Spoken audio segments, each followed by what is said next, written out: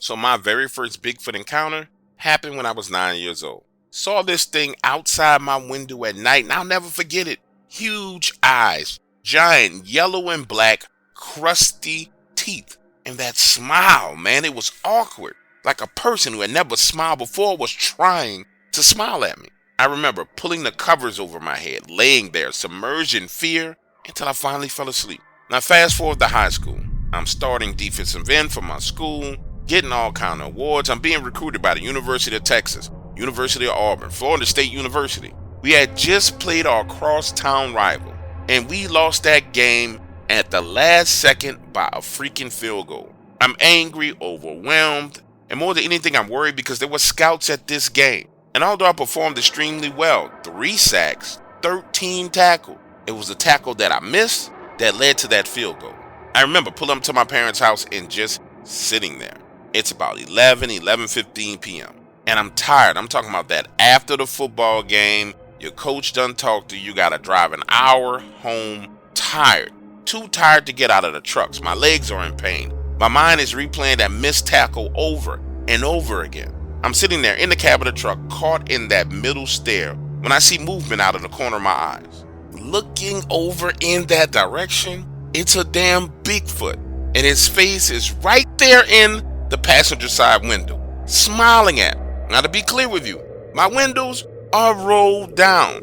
The face is where the window should be, and it takes up the entire opening where the window would be. I panic, damn near jump out of my skin, hit my head on the roof of the truck, and then the smile on his head flips and it looks mad. I mean, pissed off. Next thing I know, bro, the truck is rocking left to right like there's a damn earthquake going on. I'm scared out of my mind. I'm watching this. My eyes are locked on this thing. I see it.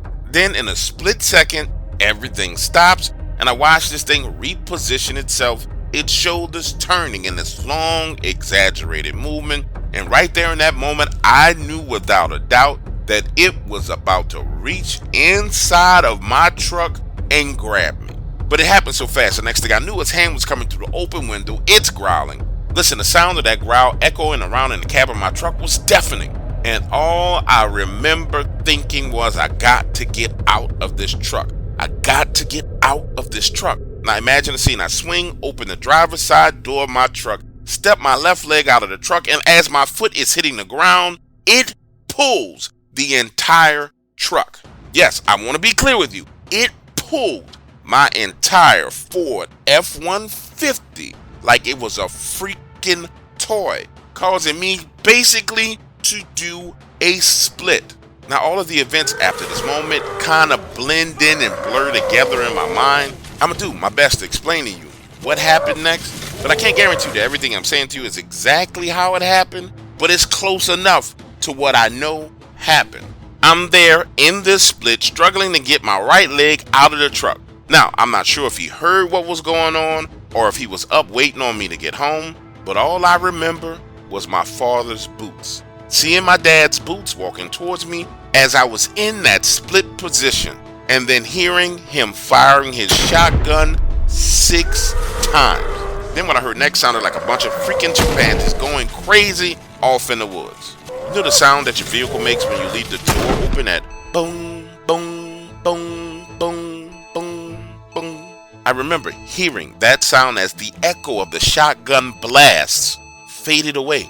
Also, the smell of grass, the strength in my father's bicep as he picked me up with one arm.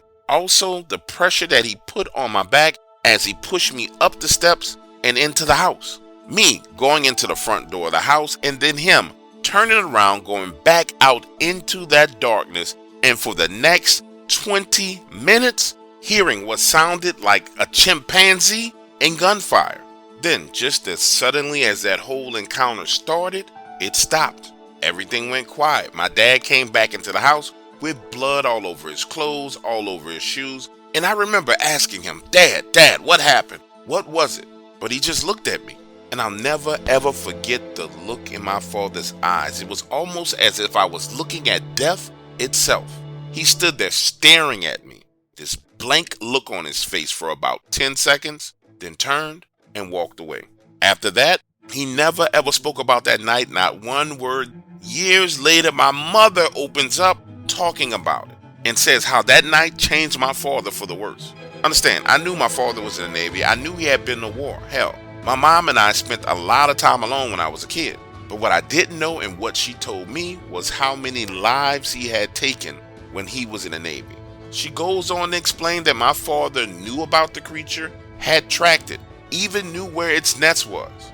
And he could have killed that thing at any point in time, but you see, my father had vowed to himself that he would not take another life. He didn't want to take life anymore. That night, he broke that vow and took Bigfoot's life to protect me.